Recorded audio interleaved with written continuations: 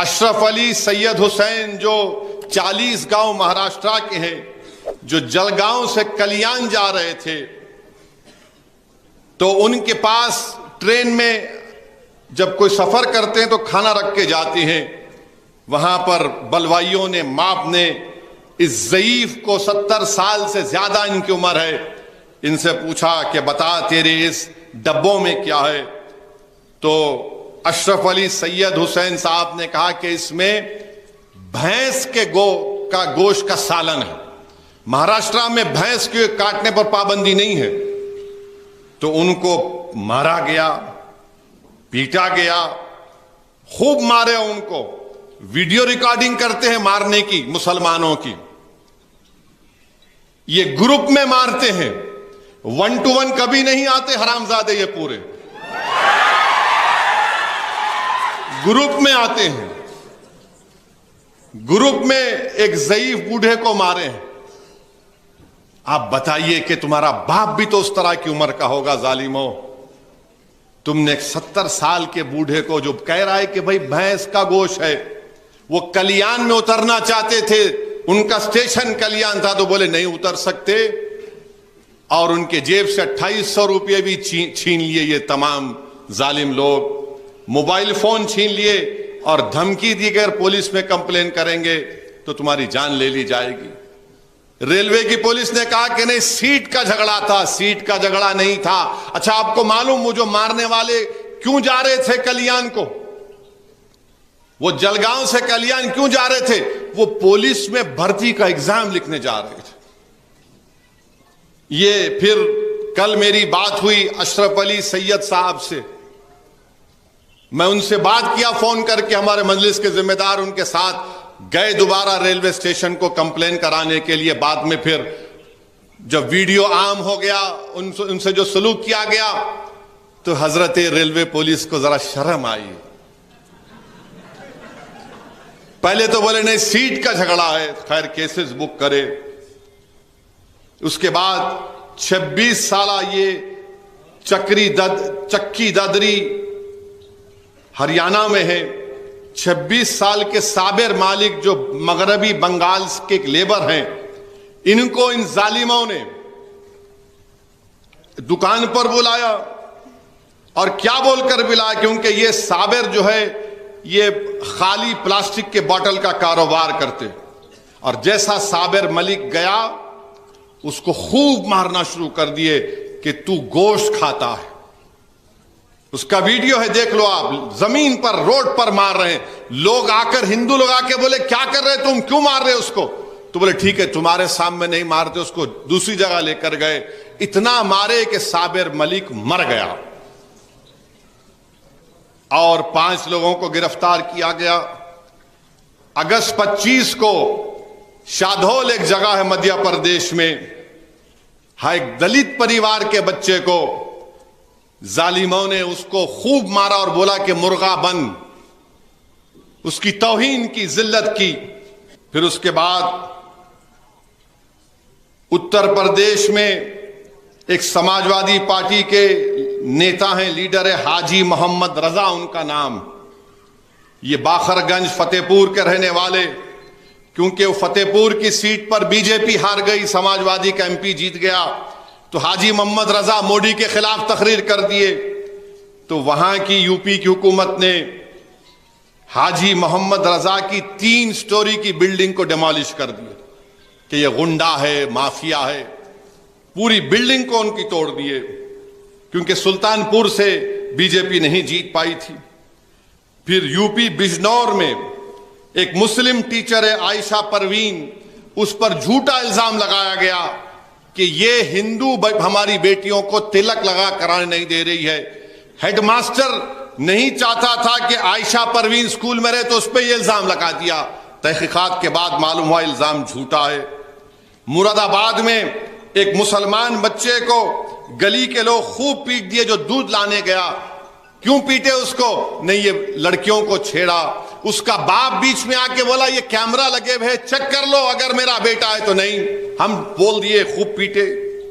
پھر اس کے بعد آپ دیکھتے ہیں کہ اتراکھنڈ میں یہ گاؤ راکشسوں نے, گاؤ رکشک ایسا کام نہیں کر سکتا ہے, راکشس ہے.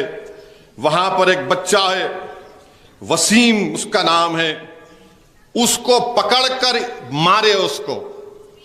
وسیم پھر چلا گیا.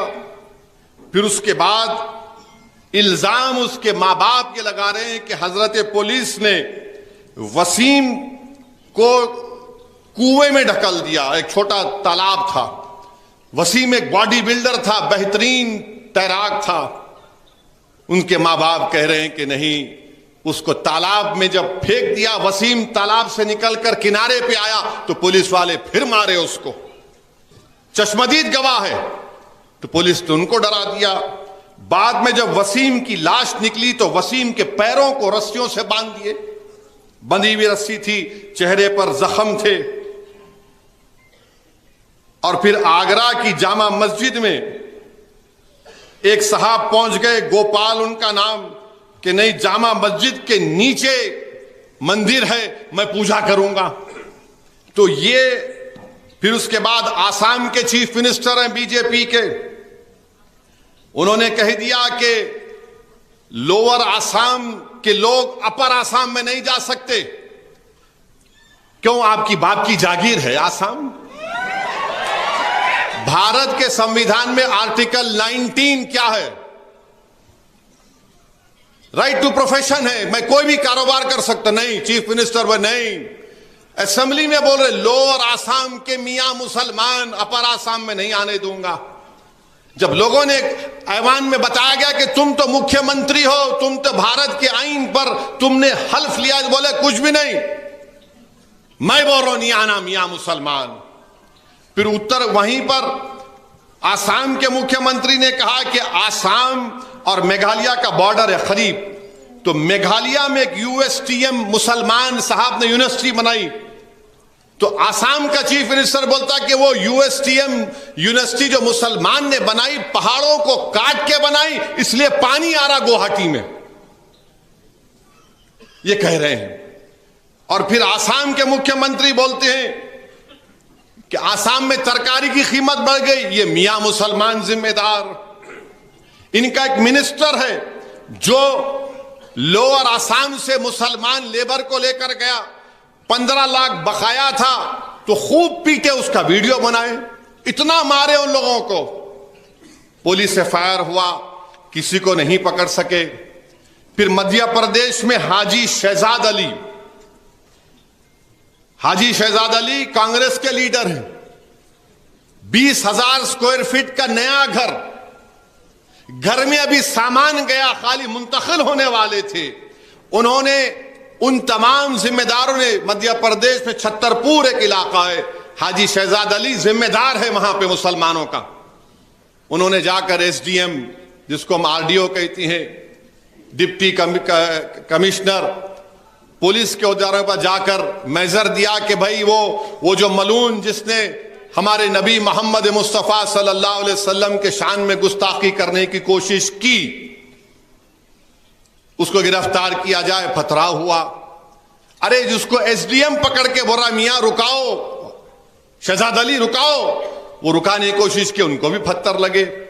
تو بعد میں بلڈوزر لا کر 20,000 اسکوائر فٹ کے نئے گھر کو نست و نابود کر دیے, زمین دوز کر دیے. ان کی 3 گاڑیاں تھی فارچونر, پوروں کو برباد. اب بعد میں وہاں کی مدھیہ پردیش حکومت بولتی ہے نہیں وہ ایف ٹی ایل میں گھر بنا ہوا تھا. سمجھے آپ بات کو, وہ گھر ایف ٹی ایل میں بنا ہوا تھا اس لیے ہم توڑ دیے اس کو. بنتے وقت کیا تمہارے منہ میں گلاب جامن تھا